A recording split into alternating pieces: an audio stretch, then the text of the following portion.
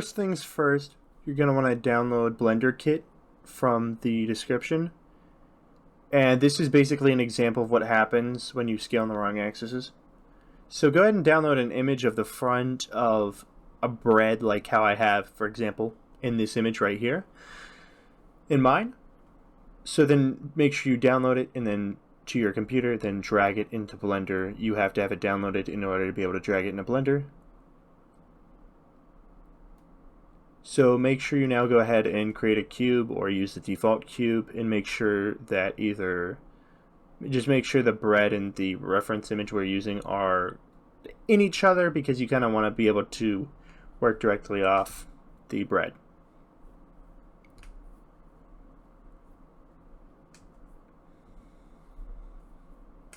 So basically you may need to rotate the image of the bread 90 degrees on the x-axis, or depending on how you have it in order your project set up, in order to get it on the right axis. So then hit 1 in order to get into the front of the image, and then we're going to go ahead and basically make the box bigger than the actual bread, then turn on X-ray, and then basically we're going to take this point and we're going to put it at the highest individual point, you could say, of the image, individual like vertex point. We're going to take that one and do the same. And alright, so we're now going to do the same with the bottom. Just pull it up over bottom, lowest point, and now we're going to want to check the sides just to make sure that everything is lined up properly. Nothing's up or out like this or across like this. Nothing's like that. And the good thing is it's all lined up. So basically you're going to want to just go hit number pad 1 or go into the settings as I just did, and then you are going to want to go ahead and just Control R, and you're going to want to line it up with about right there or so where the bread is, like the line that sort of goes in the bread, and drag it, and we're going to want to just drop it right about there, and then hit G to move it over a bit. And then we're going to go up here. We're going to scale that up there too. We're just trying to get the individual points. Make sure, like I just said, make sure you don't mess it up like that, for example, where make sure you're scaling on the right axes so that it doesn't end up like that. So then basically using X, as I was talking about, X is basically our main axis that we're working on in a new project. Adjust this if you're not working on a new project to what you're using. And essentially, if you have it on the x-axis, locked to the x-axis, it will not move differently on the other axes. So basically, we're going to just scale this into place, move it all into the right place, define the specific details, but try not to define it too much to where the software will basically do more than we need for. Basically, we want the software to do a whole lot here. So basically, we're just going to add some more details up here or so. Just make sure if you need to scale, just make sure you're scaling everything right. Make sure also clicking on make sure whenever you're clicking, you have that X-ray mode on. I don't know if I included that at the beginning of this video, but I should have. Make sure you're in X-ray mode during this. That's what this is. I believe I clicked on it already in the video, so if you basically are just visually following along, you should know what I'm doing. I am now just adding more points, and I'm just going through and I'm just making sure that the fine details, like I said, like I've literally said like 5 times now, I'm just making sure the fine details are good but not too much. So now basically what we're gonna do is we're just gonna continue doing that. But if you need to lock on multiple axes, you can do, I believe, Shift. Hit the axis, like X, and then Shift, and while holding Shift, you hit the other axis, and then you can scale on multiple axes. So, yeah, we're going to move that over there, and that over there. And that's about right. I'm just, like, there's a little hole in that corner, so it's, like, kind of hard to exactly get it, because, like, bread is generally it's generally like normal, as in like both sides align. It's usually symmetrical, that spread.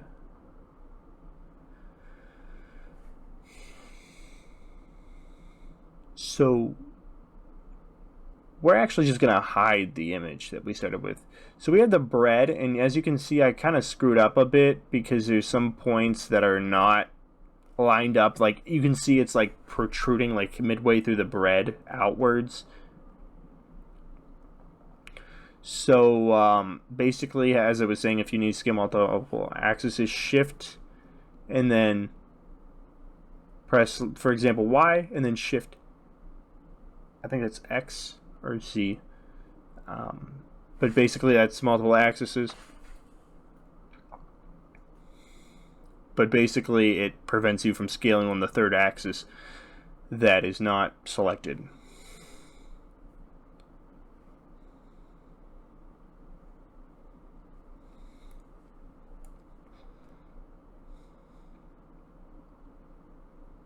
So I'm just gonna go through and fix this right now. I'm trying to gotta make sure that stuff's aligned, so I'm gonna get a side view of this.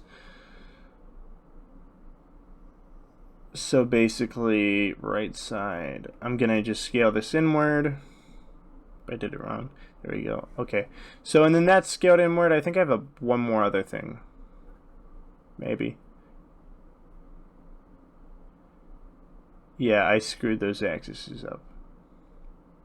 Yep, screwed them up as well. So now we're going to go ahead and we're going to just scale that back down. Why is that one selected? Those should not be selected. But basically, whenever you're editing these, you want to make sure the one closest to you isn't the one further away from you is selected as well. So like, you want to make sure your side and the other side are basically being edited in the same way like how I did here. And basically, as long as you have the X-ray on, it should do that. So I just put the subdivision modifier on it because, well, that's the extra details it's going to add. It looks weird, so go ahead and turn this filter off. Click the button I just did, and it basically helps. That mode basically helps to make sure that you do not run into the issue of... well, it makes it so that it's not just the outline. It actually lets you work with the base image, so the unfixed version. So we're going to just do some stuff that basically fixes the extra details it adds on and like ruins kind of our image and turns it into some like biscuit. I don't know what that is. But we're going to go ahead and click on all the vertices, all the little things, faces. You're going to hit 3. You're going to click all these faces on this side, hit F. Then do the same exact thing on the other side. Select them all, hit F. And now you're going to want to select both of them, and then hit I, and then scale in a bit, because we're going some crust. We're going to make this a crust. And then you're going to want to click. You're going to want to click. And then you're going to want to... You see how it's kind of screwed up like that. So we're going to want to do one other thing. We're going to want to hit I again. And then we're going to want to move in a little bit further. Not much. And then it should be good. It kind of looks okay, but it's like got like some weird stuff at the bottom, you know? Yeah, hit I one more time, and that's, for some weird reason, that's not fixing it. What do I do? I'll get it fixed here in a second. Why is it like that?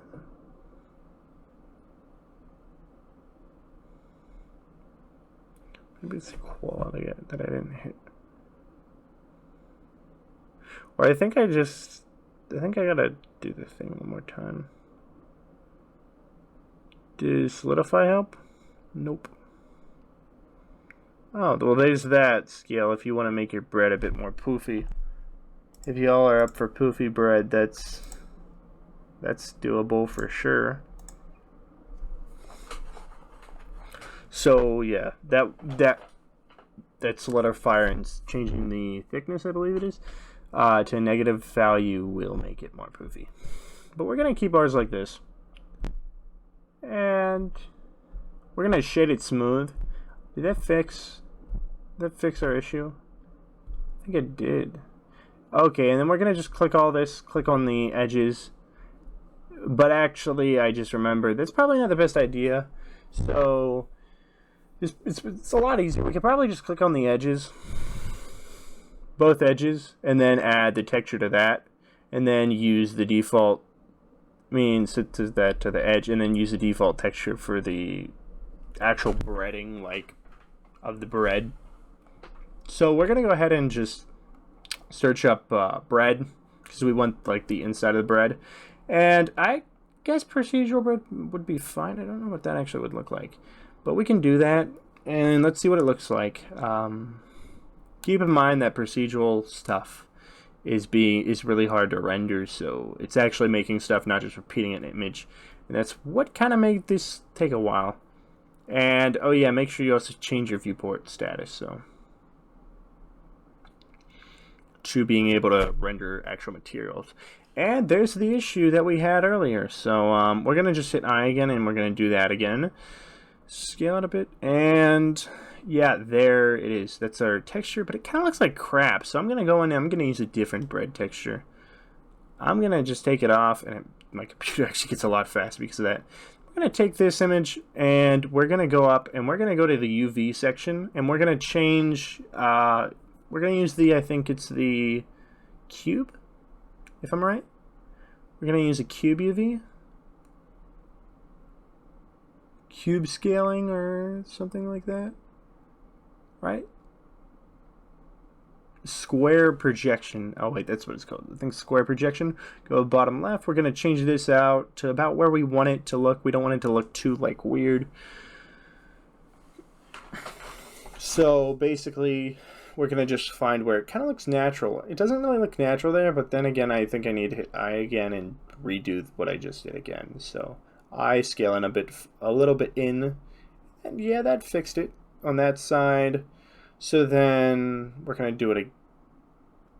Maybe do it again, maybe not. Just show you guys that it makes weird edges when you don't scale it like that sometimes. And then this edge, we're gonna do the same thing as we did on the other side, and we're gonna scale it down a bit. And then we're basically going to go select our first texture, and this is how, and just shove that type of potato, grab that potato, put it on there, and there we go. We basically made our loaf of bread. So now, if you want to go ahead and change basically the color, because it's a potato texture, so to whatever I guess you would think bread would look more like, you can do that, yeah, because it's actually like, it's not just a flat texture, which I really like about this potato texture. So basically this is kind of how I did it for my sandwich video. This is kind of how I did it for my sandwich video. So I'm getting, I guess, kind of okay at learning how to make bread in Blender, which is a very nice skill to have. So basically we're almost done. I'm going to just add a few more stuff to this. So I'm going to add a plate to this. We're going to go ahead and scale it to like short. We're going to shove it down there. We're going to scale it up a bit. We're going to just make that. Scale in, down, in, and then we're going to do something like that on the bottom side. It might take me a little while to get it right. What did I just do? Change to, yeah, alright. Change back to render. Because I'm trying to think, how exactly do plates work? Because I don't know why, I don't remember exactly. I'm trying to...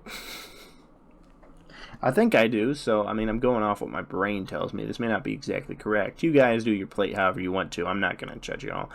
So, is that it? When I say it's down a little bit. But I'm just going to scale it down. That actually does look more like a plate. So, it looks fine. Then I basically want to add a texture in the middle. Make it a bit more metallic. And... Control A selects all the faces, but basically for this one I just want to select a couple, just the outer layers up there, and I want to scale that actually a bit, but actually that kind of looks weird, you know, so I'm gonna change it up a bit.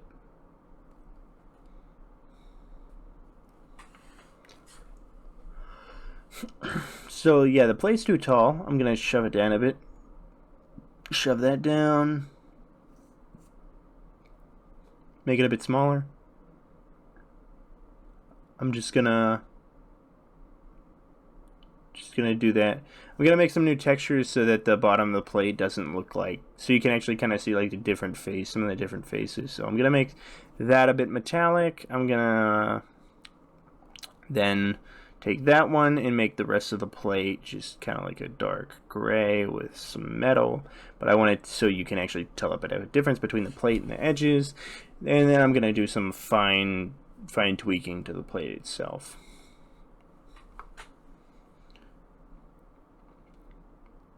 So just move it up a bit, and that's about good. Yep, that looks about good. So now we're going to go ahead and scale it up a bit back more. Okay, it's not great, but it's okay, and that does not look, let me fix that real quick. Oh crap, now let me fix that. So let's go back to 2, and let's look the edges maybe here in a second after I get this scaled right. Alright, so we're gonna go ahead and go there. We're gonna scale it up so it's not like flat exactly on that bottom. We're gonna like do that, scale it down a bit more, make it look a bit more like a plate. We're gonna shade smooth it so it looks a bit better, and then we're gonna go ahead and just put it on Eevee's best. We're gonna take that, we're gonna duplicate it actually, because so do not make sure you did not apply the subdivision modifier yet, because that will definitely mess with the final product. So basically we're gonna scale it to about the size of a single loaf. Then we're gonna do it at about like, we're gonna do it at like a 15 degree angle. 15 degree angle. And then we're gonna just go ahead and basically have it so it's like resting against the thing, and make sure have it resting against the rest of the bread. Make sure that the bread is like lined up with the ground and stuff, or the plate. And then we're gonna just go ahead now and readjust that again. And now we're gonna just go ahead and look at the camera, or we're not. Oh wait, am I? Nah, I'm actually just gonna make some butter. I'm gonna show you guys how you make butter. You just make it yellow. You apply a bit of the subsurface. You make it, I guess, a little bit metallic or whatever that is that I just hit. So basically, we're gonna turn subsurface up a bit. We're gonna turn that a bit yellow. We're gonna want to turn it up a bit actually more than that. And then, yeah, it basically, we're going to want like a whitish yellow, and then a yellow, and then it basically looks like, it looks very nice. It looks like butter. Now I'm just going to go ahead and adjust this, turn it into a global light source or so it's like a sun. Set it to like 10 maybe, 10. Yeah, let's turn it down to maybe 1. Yeah, okay, that's a bit better. Now we're gonna switch to cycles, and then we're gonna go ahead and we're gonna go to camera. We're gonna see our camera. We're gonna click on the camera. We're gonna just move it back a bit, get it right in the frame. And then I'm running an RX 6800, so that's why I'm able to do cycles so fast. You guys may not be able to. You might need to change into a lower quality mode. So honestly, this bread's looking really nice.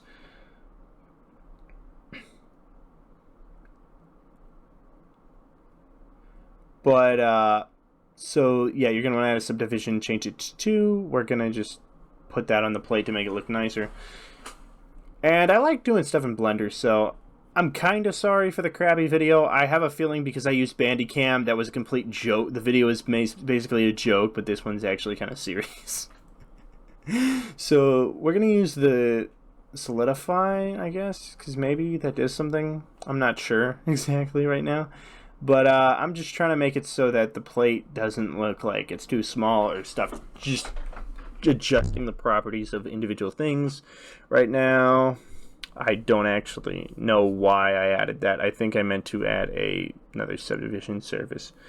I'm going to do that again because it actually made it look nice the first time. So I'm going to shove another face into there. And I'm going to turn on X-ray because I can't see it. I'm going to select specifically this one face from the dot, if I can. And then I'm going to hit I. I'm going to make it about a little bit smaller. Drag it in a bit. Done. Do it again. Done. Okay, now it looks actually a lot nicer. So then that worked actually really well.